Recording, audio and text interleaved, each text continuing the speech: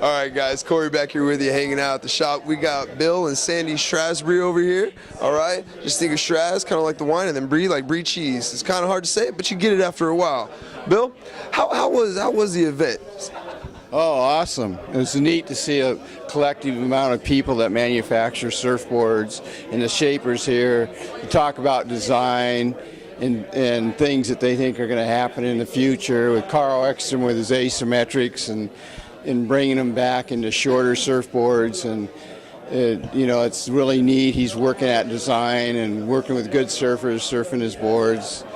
And I was shaping for Joel Tudor, and so I had a nice run with him and made some boards that were, became a world champ on riding one of the Diamond Tees. And so it's been exciting for me to be involved with surfboards and shaping and design, to be able to make Mickey Dore models and Claude Codgen models, and these guys that come in the shaping room and you design them and make them and they become a model. So shaping's been an exciting life for me, for the surfing and the people that are involved and the stoke of it all, the young guys, keeping this thing alive. How long you been shaping for? What got you into it? Like we're surfing. I remember my first wave. I was like, wow, I want to make my own board. I'm really feeling this. I felt like this serious, deep connection. When did you decide that you want to start shaping? What started it for you, Bill? I bought a surfboard from Sandy's husband, and he was a flamenco guitarist player, so I went and got a guitar and tried to play flamenco guitar. He was a Winnansea guy that went to Hawaii and rode the big waves, but I bought a balsa wood board from this guy that Cheney made, David Cheney, but the fin was broken off, which you don't buy boards with fins broken off so much nowadays. So this guy says, I know how to repair that board. And so he showed me how to do it, so I started repairing surfboards. Then I started sanding surfboards for Con and Bing and different Gordon Smith here, repairing, and I got my start that way. And then I went from there, and I decided I want to be a shaper. I might get out of surfboards, and I was able to work in being a shaper. Wayne Land, a Winnansea guy, taught me, and George Lanning helped, and different guys, Con, Bing, and Bill Stewart, and different people I'd go to, and I'd try to surround myself with good employers that were sound and good in design, and usually they're up in the top of their... Some of their knowledge can rub off on you. Yeah, exactly. Yeah, I hear you. And then Sandy was on the beach at Winnansea, and she was with Butch Van Arsdalen, and she used to tandem. Yeah, we got Sandy over here. We're talking about Winnansea. We got some deep San Diego roots right here. Sandy, tell us about Butch and riding tandem with that. How was that?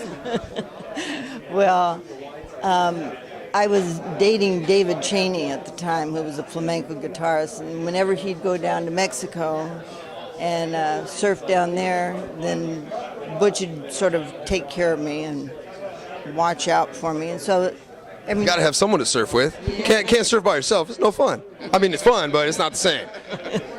Yeah.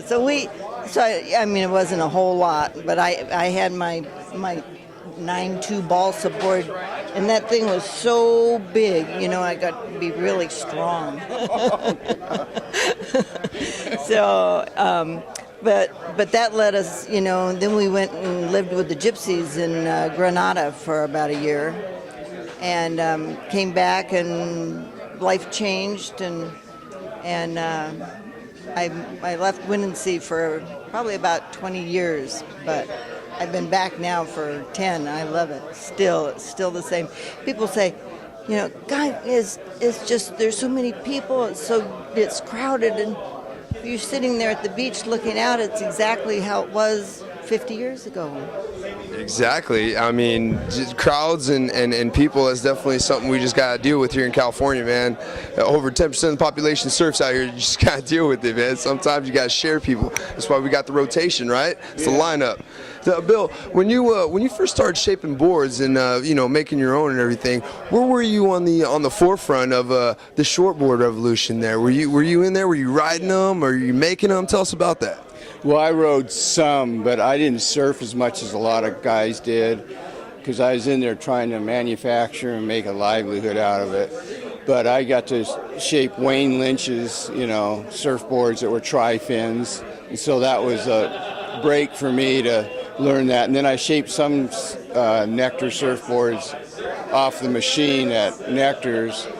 And so I was pretty fortunate to get on to be able to shape Wayne Lynch surfboards, because, you know, he was the guy that was, you know, shaped or surfed really well and started some of that backside turning that was quick from Australia.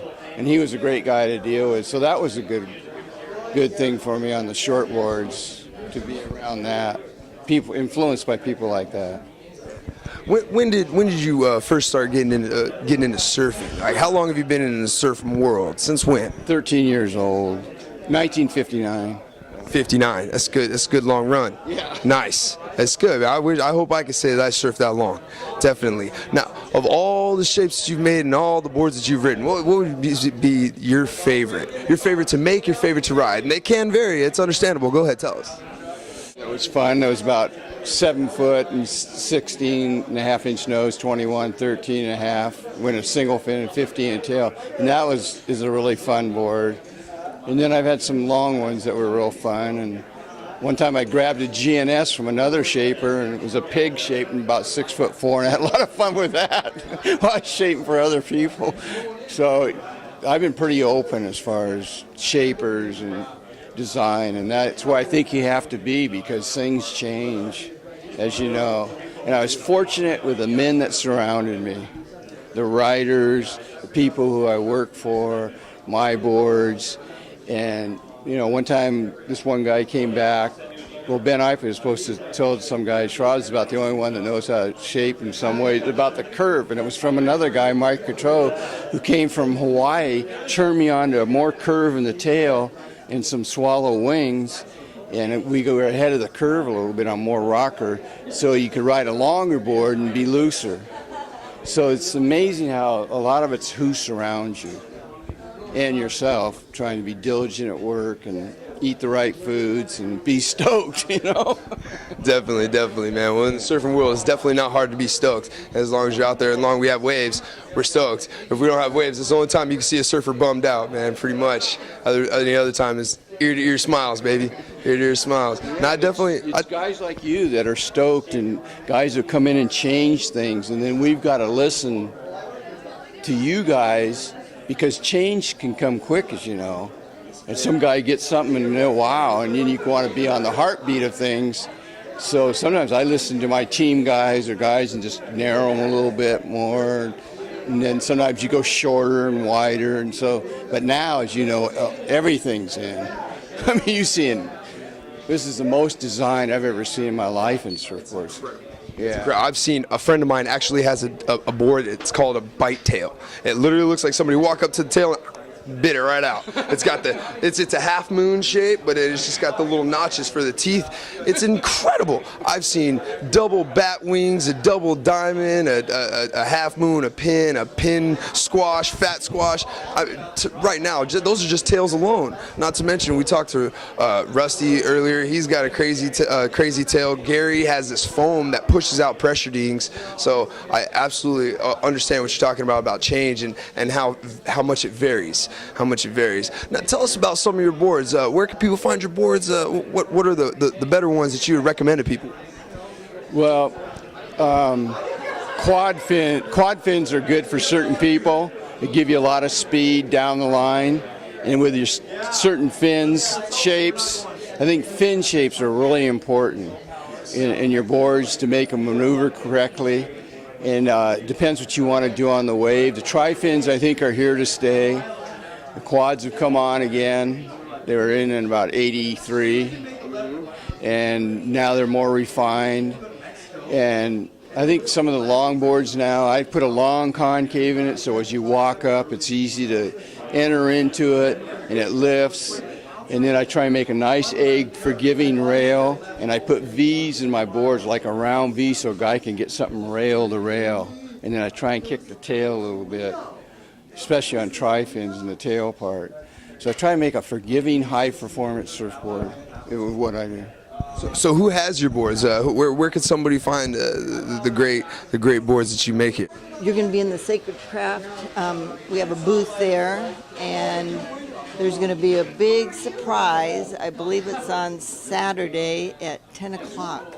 I love surprises. I'm gonna be there. Oh, 1 o'clock. 1 o'clock. 1 o'clock. Opens at 10. Take it over, Sandy. Yes. no, okay. You be there.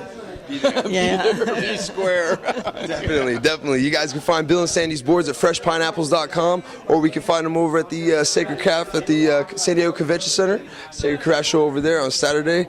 All right, guys, thanks for hanging out with us. All right. You enjoy the Thanks for event. hanging with us. All right.